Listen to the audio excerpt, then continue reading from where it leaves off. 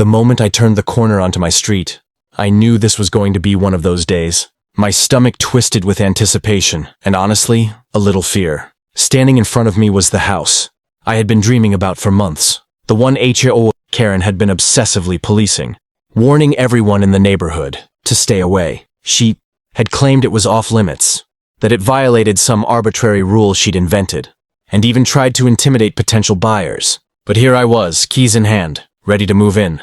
As I approached the front door, I could already hear the shrill, unmistakable voice of Karen. HOA Karen, my new neighbor, the self-appointed ruler of the neighborhood, was storming around the property like she owned the place, waving her arms and glaring in my direction. She stopped mid-step when she saw me, a frozen look of disbelief on her face. "You can't! This is my street!" she shrieked, completely ignoring the fact that I was now the legal owner of the house. Her voice carried across the quiet cul-de-sac, drawing curious stares from neighbors who had grown used to her theatrics. I held up the paperwork, calmly, deliberately, the deed. The official, signed, notarized document proving I legally owned the house she had been claiming she had authority over. Karen's jaw dropped. Her fingers trembled, clutching a folder full of imaginary rules she thought could block me. I don't understand, she stammered, panic creeping into her voice. You can't just... I told everyone this was off limits. I smiled, letting her panic hang in the air for a second. Then, with the calmest voice I could muster, I said, "Actually, Karen, I can.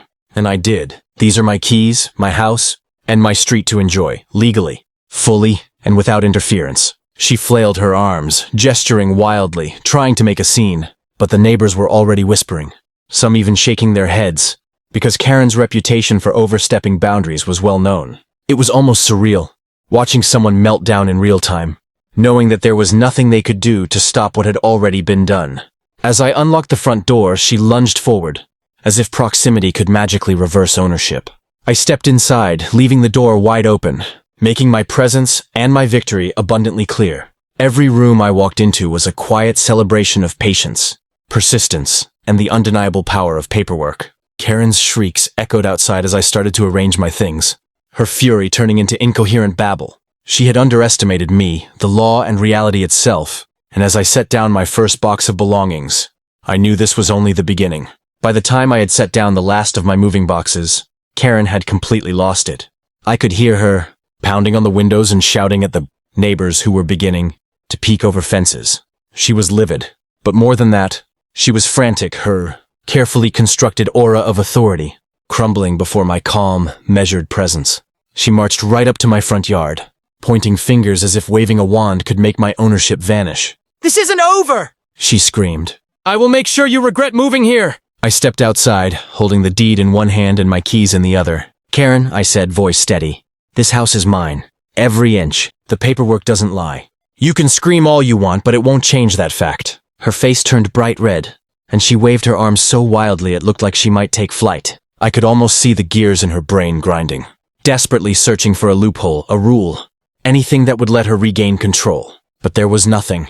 She had overplayed her hand for months, and the moment of truth had arrived. Neighbors who had watched her antics for years began gathering around, some shaking their heads, others quietly laughing.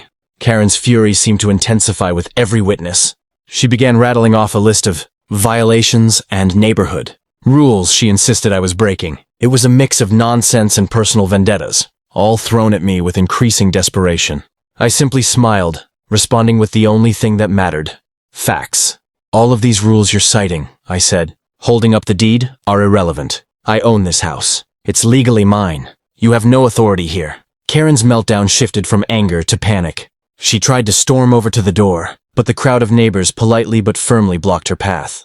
It was clear. She had lost control, and everyone could see it. Still, she wasn't finished. Karen's voice cracked as she sputtered, trying to intimidate me, demanding I leave. But I had anticipated every tactic, every threat, every shout, every desperate attempt to regain dominance. I had come prepared not just with documents, but with patience and composure. Watching as her power over this street evaporated, I stepped back inside the house, letting her scream echo against the walls. Each time her voice rose, my confidence grew. This wasn't just about a house, it was about setting boundaries, claiming what's rightfully mine, and watching someone crumble under the weight of their own arrogance. By sunset, she had retreated to the edge of the yard, still muttering and fuming, but defeated. The house was quiet, mine, and finally, For the first time in months, I could breathe. I had won the first battle, but Karen's vendetta was far from over. The next morning, I woke up to the sound of muffled shouting outside. Karen hadn't slept a wink, clearly obsessed with proving she still had some control over the house. She had declared, "Off limits." I peered through the blinds and saw her pacing back and forth in the front yard, waving her arms and muttering to herself. It was almost comical, except this was real life, and I had a front row seat. I stepped outside, holding a cup of coffee and letting her see that I was completely unbothered by her theatrics. "Morning, Karen," I said, my tone calm but firm. "Nice day to accept reality, isn't it?" Her eyes narrowed and her lips curled into a frustrated snarl. "You think this ends today? Think again. I've lived here for years. I know the rules, and I'll make sure—" "Karen," I interrupted, raising a hand. "There are no rules that apply to this situation. I own this house. Your warnings, your threats, your campaigns against me, none of that changes anything." Her face turned a deeper shade of red. She began pacing even faster, trying to summon an air of authority. But the neighbors, who had gathered along their fences to watch the confrontation, began whispering among themselves. Some even chuckled. Karen's reputation had preceded her. Everyone knew her antics were more drama than law. She lunged toward the mailbox, waving a clipboard filled with violations she had scribbled down overnight.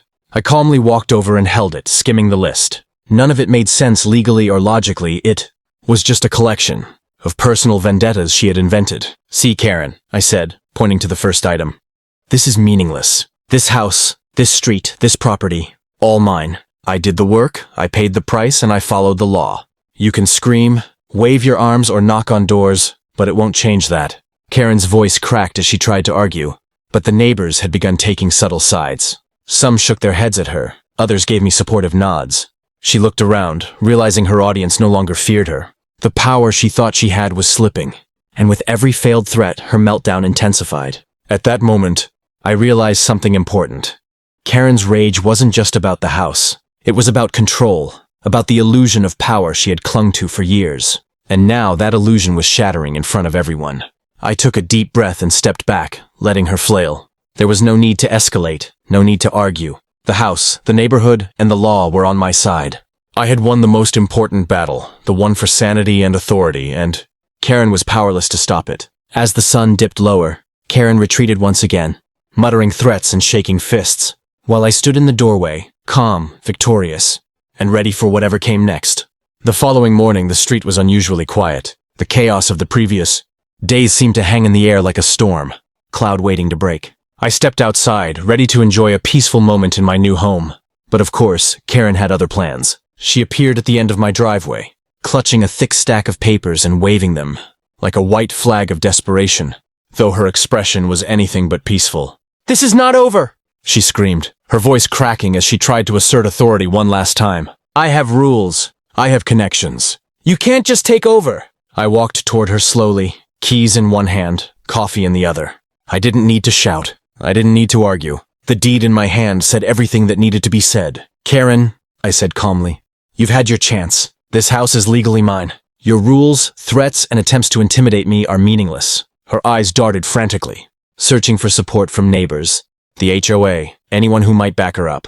But they weren't buying it. After years of watching her antics, they were done indulging her tantrums. Karen's face twisted with disbelief, frustration, and finally, the dawning realization that she had lost. She dropped the papers, stumbling back a few steps as though the very act of letting them go was a defeat she couldn't accept. I can't," she muttered, her voice now barely audible, like a thunderstorm fading into a drizzle. I stepped onto my porch and took a deep breath, feeling the calmness settle around me. The house, my house, was quiet. The yard, my yard, was finally peaceful. Karen's screams had faded into desperate murmurs, and the neighbors had returned to their routines.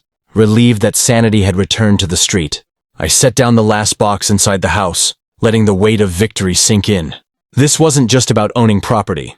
It was about standing firm, claiming what was rightfully mine, and refusing to let someone else's delusions dictate my life. Karen had spent years believing she had power here, and now she had no choice but to watch it slip through her fingers. By the afternoon, Karen had retreated completely. No more pounding on doors, no more shrieking from the street, just silence. And for the first time since I had first set eyes on this house, I could breathe, relax, and truly feel at home. The lesson was clear. Paperwork, persistence, and staying calm under pressure can overcome even the loudest, most aggressive opposition.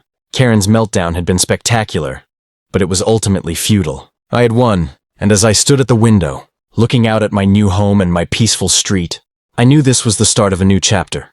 A chapter where I controlled my life, my property, and my happiness. If you enjoyed watching me take on HOA, Karen, and win, make sure to hit that subscribe button so you don't miss any of my crazy neighborhood stories. Drop a comment below and tell me what you would do if you faced a meltdown like hers. And don't forget to smash that like button if you love seeing justice served.